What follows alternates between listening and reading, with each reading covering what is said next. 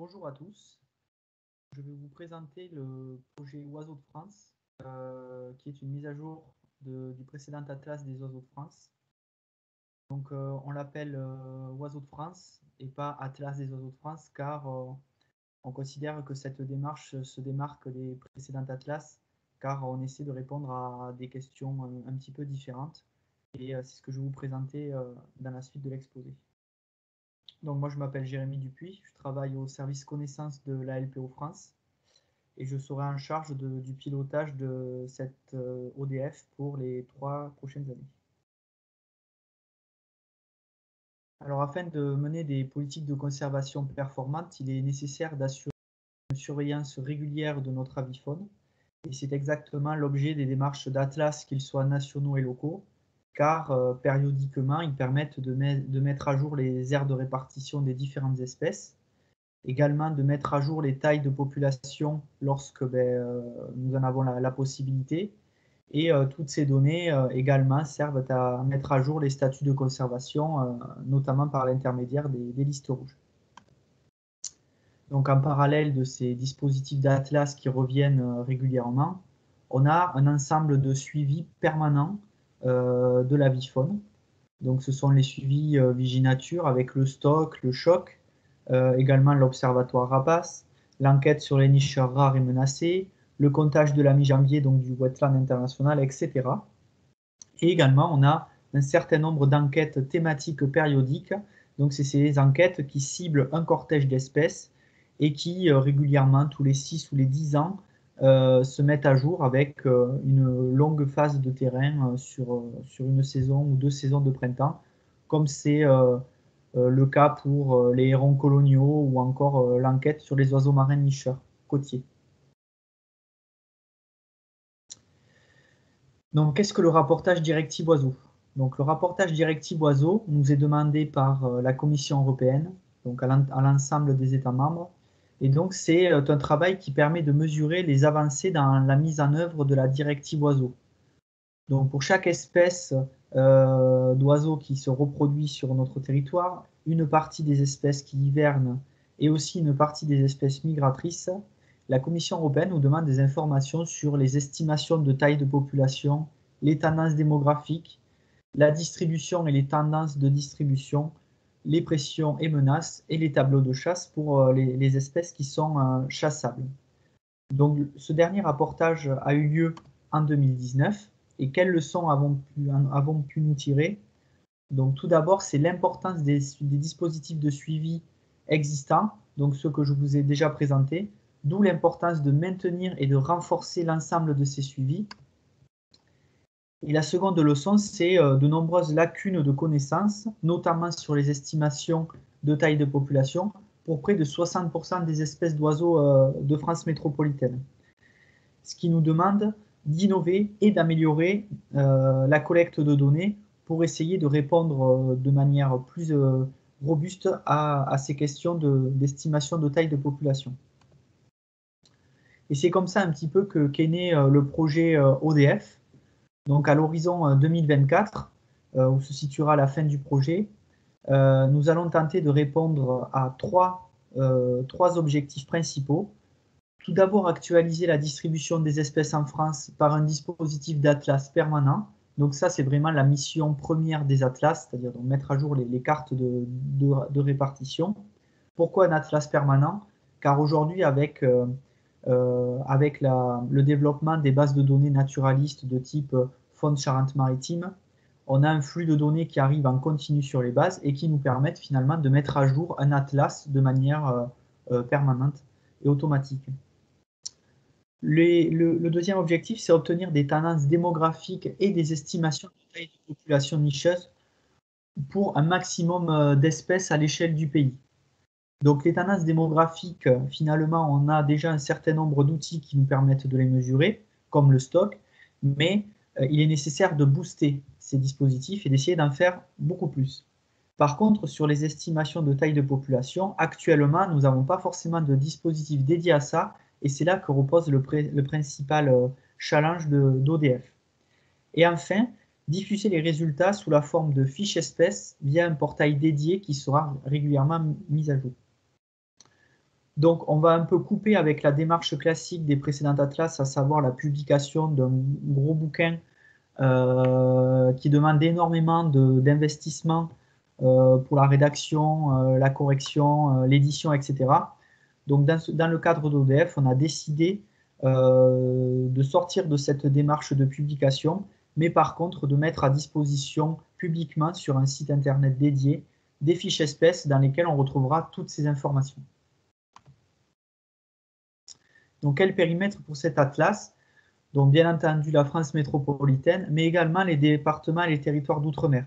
Donc, c'est aussi la nouveauté de ce projet d'ODF, c'est d'intégrer nos collègues ultramarins à cette démarche.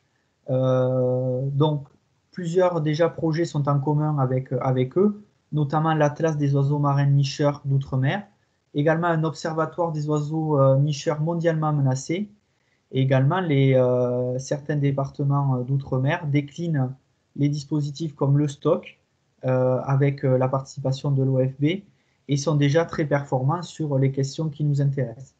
Donc on est bien conscient qu'on n'arrivera pas forcément à répondre à tous les objectifs dans tous les départements et territoires d'outre-mer, et probablement pas forcément non plus en France métropolitaine. Mais l'idée, c'est de les intégrer à cette dynamique nationale de collecte de données, de meilleure cohérence dans tous les dispositifs de suivi que l'on utilise pour qu'à terme, on arrive à être performant sur l'ensemble du territoire français. Donc pour la mise à jour des cartes de répartition, donc le premier objectif, on va utiliser la méthode classique, c'est-à-dire donc la restitution des données à l'échelle de mailles, donc les mailles 10 x 10 km. Et donc l'ensemble des données qui arriveront sur les bases, que ce soit des données de type opportuniste ou des données plus protocolées, serviront à mettre à jour les listes d'espèces nicheuses mais aussi hivernantes dans les mailles. Pour l'estimation des tendances, donc comme je vous l'ai dit, on a déjà des dispositifs qui existent et l'objectif est de les booster. Le stock EPS pour les oiseaux communs nicheurs, le SHOP pour les oiseaux communs en hiver et l'observatoire rapace pour les rapaces diurnes. Et enfin, pour l'estimation des tailles de population, donc pour les espèces communes, on va essentiellement se concentrer pendant la reproduction et on est en train de développer une méthode, notamment avec des collègues du muséum, mais également du CNRS, qui serait basée sur les listes complètes et notamment les époques. Donc dans ce cadre, on est en train de rédiger un projet de thèse sur l'évaluation des tailles de population d'oiseaux communs de France par les données de sciences participatives. Donc je ne rentre pas dans le détail des axes d'études de cette thèse, mais donc ce projet fait suite à un stage de Master 2 qui a été mené par un étudiant co-encadré par l'ALPO et le CESCO, donc un laboratoire du muséum, et qui repose sur l'analyse des 3 premières années d'époque. Donc l'époque existe depuis 2017. Et ça a montré que l'époque était un bon candidat pour arriver à estimer des tailles de population. Mais ce premier travail était vraiment un travail exploratoire et il demande d'être largement approfondi. Et c'est pour ça que nous déposons ce projet de thèse. Voilà, donc l'encadrement sera assuré par l'ALPO et le CESCO. Également, pour calculer ces estimations de taille de population, on a un ensemble d'enquêtes, donc les fameuses enquêtes thématiques, donc comme les anatidés limiconicheurs, donc l'enquête LIMAT, les oiseaux marins nicheurs, qui est pilotée par l'OFB, les ardéidés nicheurs, qui était coordonné par Loïc Marion, qui a eu lieu cette année, et puis par exemple les larvidés hivernants, qui arrivera en fin de cycle, donc pour les hivers 2023-2024. Donc, quelques mots sur l'enquête LIMAT. Donc, c'est une enquête qu'on a construite avec l'OFB. Donc, on a réfléchi pendant 1 an à essayer d'avoir une méthode extrêmement robuste pour arriver à calculer les estimations de taille de population nicheuse pour les limicoles, les anatidés, mais également les grèbes et la foulque. Et donc, on utilisera 2 approches.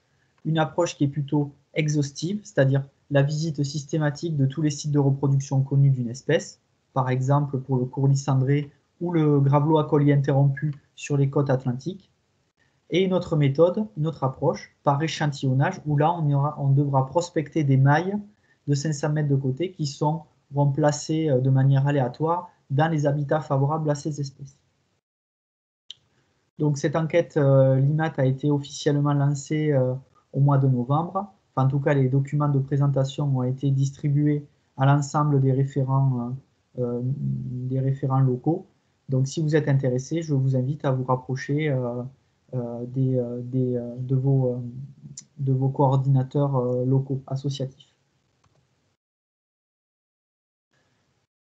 Dans le cadre d'ODF, on a construit, donc on a réuni un comité scientifique. Donc les objectifs sont d'assurer le cadrage et la validation méthodologique, de garantir la cohérence des différents dispositifs, de garantir la faisabilité du projet, donc notamment aux échelles locales, c'est-à-dire de ne pas construire quelque chose de trop complexe qui ne pourra pas être appliqué au niveau local par les observateurs qui sont essentiellement des bénévoles, et de contribuer à la conception et la validation des livrables, notamment dans les fiches espèces.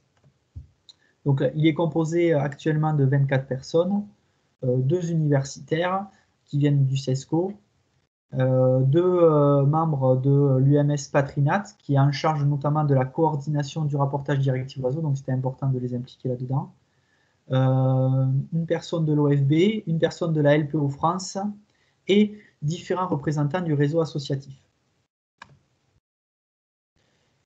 Pour terminer, dans le cadre d'ODF, nous allons construire une plateforme Atlas, donc un site web dédié qui s'appellera www.oiseaudefrance.org.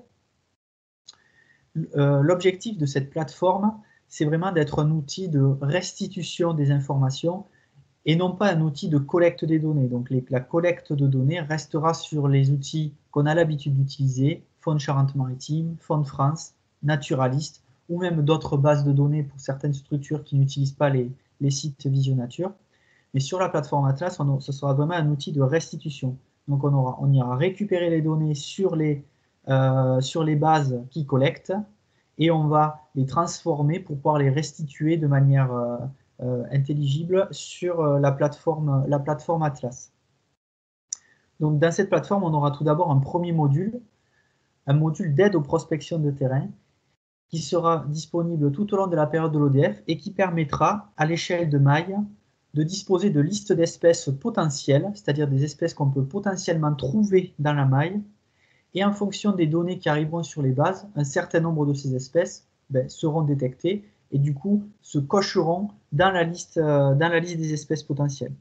Et grâce à un tableau de bord, on aura la possibilité de savoir à peu près à quel niveau de prospection on est dans la maille.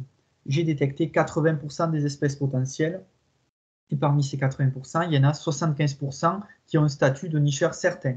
Donc on sait exactement vers quoi il faut tendre, il faut aller chercher les 20% restants et essayer d'augmenter par exemple le nombre de nicheurs certains dans la main. Également, on aura, par rapport à la méthode quantitative, donc celle qui va nous servir à estimer les tailles de population, on aura la possibilité de visualiser les époques à l'intérieur de la maille, et également de savoir dans quel type d'habitat il faut aller faire des époques. Donc, par exemple, dans ma maille, j'ai 30% d'habitat forestier. Par contre, je n'ai fait que 5% des époques dans l'habitat forestier. Donc, on aura l'information qu'il faudra aller plutôt faire des époques dans l'habitat forestier pour respecter en fait la proportion d'habitat de la maille.